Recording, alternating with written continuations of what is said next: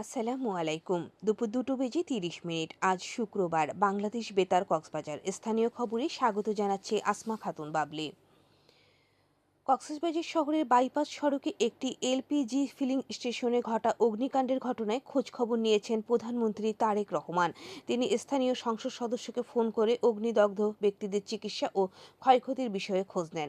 গতকাল কক্সবাজার ৩ আসনের নবনির্বাচিত সংসদ সদস্য লুৎফুর রহমান কাজল প্রধানমন্ত্রী ফোন করে এ বিষয়ে জানতে চান বলে জানান তিনি। লুৎফুর রহমান কাজল বলেন, প্রধানমন্ত্রী কক্সবাজার গ্যাস পাম্পে অগ্নিকাণ্ডের ক্ষতিগ্রস্ত ও দগ্ধদের ব্যাপারে খোঁজ নিয়েছেন। উল্লেখ্য, বুধবার রাতে কক্সবাজার শহরের বাইপাস সড়কে নবনির্বাচিত কক্সবাজার এলপিজি ফিলিং স্টেশন নামের একটি গ্যাস পাম্পে লিক হয়ে ২ দফা অগ্নিকাণ্ডের ঘটনা ঘটে। এতে ৯ জন ব্যক্তি অগ্নিদগ্ধ হন এবং ব্যাপক ক্ষয়ক্ষতি হয়। উখিয়া ও টেকনাফ আসনের নবনির্বাচিত সংসদ সদস্য শাহজাহান চৌধুরীকে সম্বর্ধনা দিয়েছেন স্থানীয় বিএনপি। গতকাল ঢাকা থেকে তিনি উখিয়া পৌঁছলে তাকে দলীয় নেতাকর্মী ও স্থানীয় জনগণ স্বাগত জানান। নবনির্বাচিত সংসদ সদস্য শাহজাহান চৌধুরী এই সময় এলাকার উন্নয়ন, শিক্ষা, স্বাস্থ্য ও আইনশৃঙ্খলা বিষয়ে সবাইকে নিয়ে একসাথে কাজ করার প্রতিশ্রুতি ব্যক্ত করেন। এই সময় উখিয়া ও টেকনাফ উপজেলা বিএনপি সভাপতি, সাধারণ সম্পাদক সহ নেতাকর্মীরা উপস্থিত ছিলেন। সাগরে মৎস্য আহরণ করতে গিয়ে ভারতের কারাগারে বন্দী কুতুবদিয়ার বড় খোপের জেলে পরিবারের মধ্যে নিত্য প্রয়োজনীয় খাদ্য সামগ্রী বিতরণ করা হয়েছে। আজ বড়ঘোপ ইউনিয়নে পরিষদের হলরুমে এইসব খাদ্য সামগ্রী তুলে দেন UP chairman আ.ন.ম Shahiduddin Chhoton. Chairman জানান, ভারতের কারাগারে বন্দী বড়ঘোপ ইউনিয়নের বিভিন্ন এলাকায় ৫৭ জন জেলে পরিবারের চাল, ডাল, তেল, চিনি, খেজুর সহ অন্যান্য খাদ্য সামগ্রী দেওয়া হয়েছে।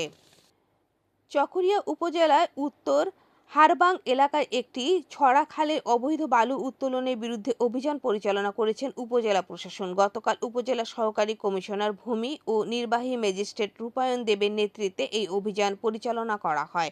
অভিযানে বালু উত্তোলনের কাজে ব্যবহৃত একটি শ্যালো মেশিন জব্দ করা হয়েছে বলে জানিয়েছেন নির্বাহী ম্যাজিস্ট্রেট রূপায়ণ দেব। তিনি জানান, অবৈধ বালু উত্তোলনের সঙ্গে জড়িতদের বিরুদ্ধে আইনানুগ ব্যবস্থা গ্রহণ করার পাশাপাশি এ ধরনের অভিযান অব্যাহত থাকবে। টেকনাফে লবণ উৎপাদনে ধুম পড়েছে। শীত শেষে গরমের আবহ বাড়ায় উৎপাদন বেড়েছে। এখন চাষিরা লবণ মজুত উৎপাদনে ব্যস্ত সময় পার করছেন। বিসিকের উপজেলা কর্মকর্তা মোহাম্মদ মিজানুর রহমান জানান, চলতি বছরে উপজেলায় ৬,৫০০ একর জমিতে লবণ উৎপাদন হচ্ছে। উৎপাদনের লক্ষ্যমাত্রা নির্ধারণ করা হয়েছে ১,৫০,০০০ মেট্রিক টন। লবণ উৎপাদন বিষয়ে চাষিদের বিনামূল্যে প্রশিক্ষণ দেওয়া হয়েছে জানিয়েছেন তিনি। বলেন, প্রশিক্ষণে পলিথিন পদ্ধতিতে সাদা দানাদার লবণ উৎপাদন করার জন্য পরামর্শ দেওয়া হয়েছে।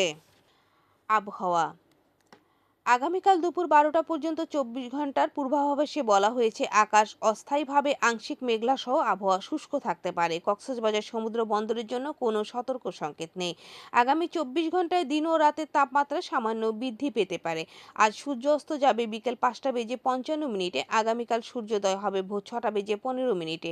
আজকের সর্বনিম্ন তাপমাত্রা ছিল ২৯.৫ ডিগ্রি সেলসিয়াস এবং সর্বোচ্চ তাপমাত্রা ছিল ৩০.৫ ডিগ্রি সেলসিয়াস। এখন জানিয়ে দিচ্ছি ইফতার ও সেহরির সময়সূচি। আজ ইফতার সন্ধে ৫টা বেজে ৫৬ মিনিটে এবং আগামীকাল সেহরির শেষ সময় ভোর ৪টা বেজে ৫৮ মিনিট পর্যন্ত। এখন জানিয়ে দিচ্ছি বাঁকখালী নদীর মোহনা ও সংলগ্ন এলাকা সামুদ্রিক জোয়ার ভাটার সময়সূচি। আজ জোয়ার শুরু হবে বেলা ১টা বেজে ১৩ মিনিটে, চলবে রাত ৮টা বেজে ৬ মিনিট পর্যন্ত।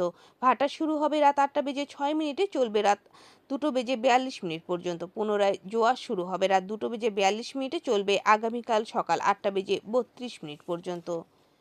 খবর শেষ হলো। আমাদের পরবর্তী খবর প্রচারিত হবে আজ বিকেল ৪টা বেজে ৩০ মিনিটে ইংরেজিতে।